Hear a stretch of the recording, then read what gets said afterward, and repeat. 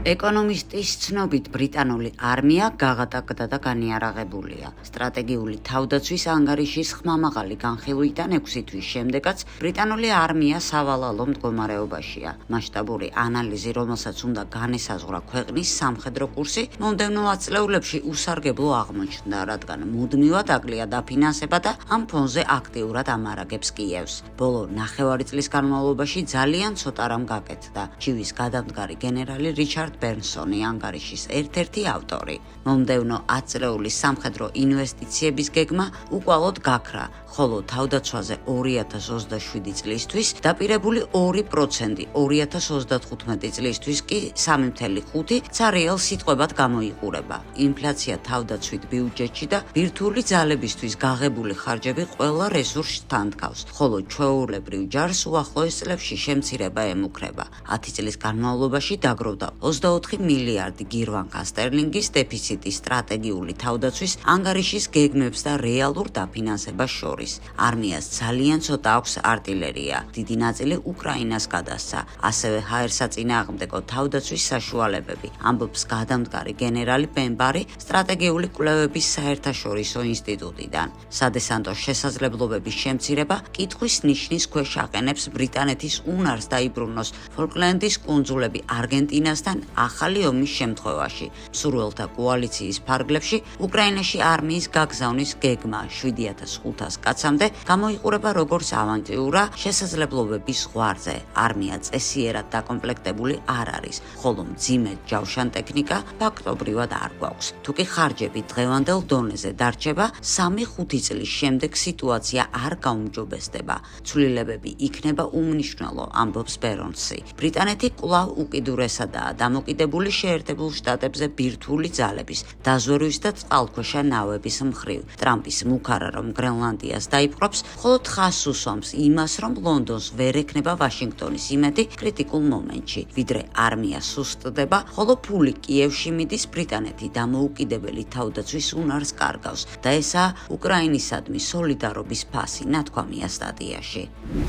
სამხედრო კომისარიატებს დღეს უკრაინის დაახლოებით 2 მილიონ მოქალაქეზე აქვს ძებნა გამოცხადებული. 300,000 ადამიანმა კი სამხედრო ნაწილები უნებართვოდ დატოვა. ამის შესახებ ქვეყნის თავდაცვის მინისტრობის კანდიდატმა მიხეილ ფიოდოროვმა განაცხადა. მისი თქმით, ამასთანავე სამხედრო უწყების ბიუჯეტს დაახლოებით 300 მილიარდი გრინვას დეფიციტი აქვს.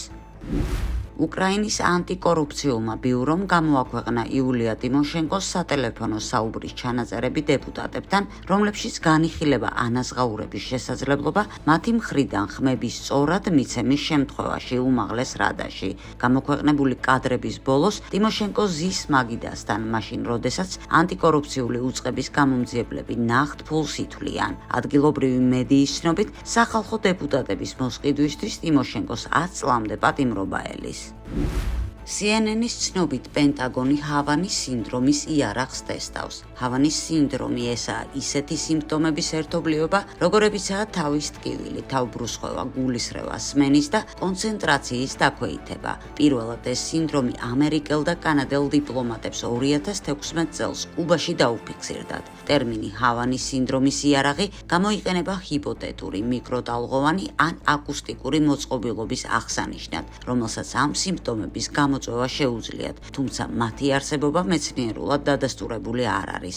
CNN-ის ცნობით, შეერთებული შტატების თავდაცვის სამინისტრო წელიწადზე მეტია, რაც საიდუმლოდ ცდის პორტატული მოწყობილობის, რომელიც მკვლევარების ნაწილის აზრით შესაძლოა იყოს უცნაური ანომალიური ჯანმრთელი ინციდენტების წყარო. მას ჰავანურ სინდრომს უწოდებენ. ამის შესახებ CNN-ში ატყობინა 4 წყარომ, რომლებიც იცნობენ ოპერაციის დეტალებს. მოწყობილობა შეიძინა შიდა უსაფრთხოების სამინისტროს განყოფილებამ ბაიდენის ადმინისტრაციის ბოლო დღეებში და მასში გადაიხადა 10 მილიონი დოლარი პენტაგონის ბიუჯეტიდან. აპარატი ანგრევს იმპულსურ რადიოტალღებს და სწორედ ამ ტიპის გამოსხივება განიხილება უკვე დიდი ხანია იმ სიმპტომების შესაძლო მიზეზებად, რომლებიც ამერიკელ დიპლომატებს ზვერავებს და სამხედროებს ულინდებათ მთელ მსოფლიოში. ერთ-ერთი წყაროს თქმით, მოწყობილობა შეიცავს რუსულ კომპონენტებს, თუმცა სრულად რუსული წარმოების არ არის. იწვევს. ამასთანავე აპარატი კომპაქტურია და ჩვეულებრივ ზურგჩანთაში ეტევა.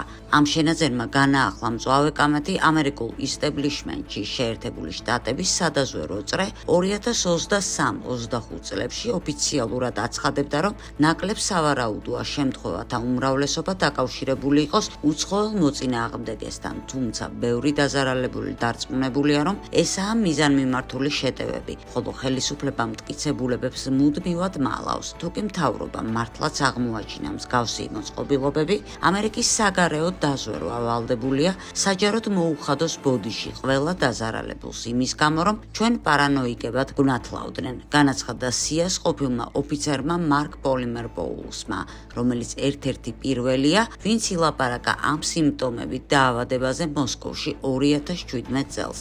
ახლა ვაშინგტონში შიშობენ, რომ ტექნოლოგია გავრცელდა და მსგავსი იარაღი შესაძლოა ჰქონდეს არაერთ ქვეყანას, რომლებსაც მისი დახმარებით შეუძლიათ მოწყობრიდან გამოიყვანონ მაღალი რანგის ამერიკელი მოხელეები და სამხედროები. პენტაგონმა უკვე ჩააყენა საქმის კურსში კონგრესის დაზვერვის კომიტეტები, მაგრამ საჯაროდ არც ერთი უწყება არ აკეთებს კომენტარს. მოწყობილობის ირგვლივ დაწყებული სკანდალი დამატებით ხაზს უსვამს იმას, რომ შეერთებული შტატები 10 წლეულების განმავლობაში ადანაშაულებდნენ რუსეთს აკუსტიკურ შეტევებში დამაჯერებელი მტკიცებულებების გარეშე. ახლა კი ეს პრობლემა თავადვე მიუბრუნდათ და ბუნებრივად ჩნდება კითხვა, თუ ვინ შეიძლება მდგარიყო მსგავსი ტექნოლოგიების უკან. სამხრეთ კორეის პროკურატურამ მოითხოვა, რომ ყოფილ პრეზიდენტ იუნ სოკ იოლის სიკვდილით დასჯა მიუსაჯონ. განცხადება გაკეთდა სასამართლო პროცესზე, რომელზეც სახელმწიფო გადატრიალების მცდელობის საქმე განიხილებოდა. ევროკავშირი განიხილავს ვლადიმერ პუტინთან ოფიციალური მომლაპარაკებლის თანამდებობის შემოღებას იუწყება პოლიტიკო. ეს თანამდებობების პირი უკრაინის კონფლიქტთან დაკავშირებულ დიალოგში რუსეთთან ბლოკის ინტერესებს წარადგენს. ბოლო კვირეებში საფრანგეთის პრეზიდენტმა ემანუელ მაკრონმა და იტალიის პრემიერმა ჯორჯა მელონიმ სინქრონიზებულად გაიღეს ძალისხმევა ვლადიმერ პუტინთან და მის გარემოცვასთან საკომუნიკაციო არხების გასახსნელად, მიუხედავად უძრაობისა ლაპარაკებებში, რომლებიც თეთრი სახლის შუამავლობით მიმდინარეობს. ბოლო დღეებში მაკრონი ემხრობოდა იმას, რომ ამერიკელებს და რუსებს შორის მოლაპარაკებების ფონზე მნიშვნელოვანია პროცესში მონაწილეობა მაინც. მელონიმ ამას სრულად დაუჭირა მხარი. ისინი არ არიან გულუბრყვილოები და ესმით, ამ მოლაპარაკებებით რისი მიღწევა შეიძლება, მაგრამ ზოგიერთ დედაქალაქში იზრდება იმის გაცნობიერება, თუ რა უპირატესობა აქვს მოლაპარაკებებში მონაწილეობას. განუცხადა პოლიტიკოს ფრანგმა მაღალჩინოსანმა. ბრიუსელში ხაზს უსვამენ იმასაც, რომ ევროკავშირის პოტენციური წარმომადგენლის გზავნილების ადრესატები იქნებიან არა მხოლოდ მოსკოვში,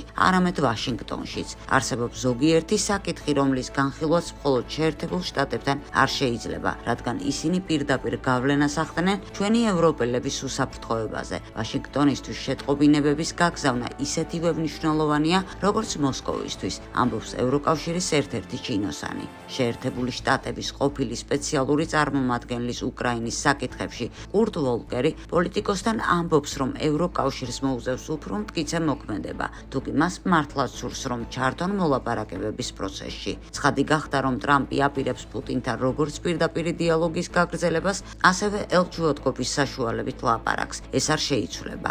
ასე რომ ევროპელებს მოუწევთ კავშირების ქონა დამოუკიდებლად. თუკი ასეთი სიტუაცია იქნება და საქმე ის კი არ არის, რომ ამერიკელებთან და რუსებთან ერთად ერთ ოთახში იყო, არამედ ის, რომ რაიმე კავშირი მაინც ჰქონდეს, განაცხადა ვოლკერმა.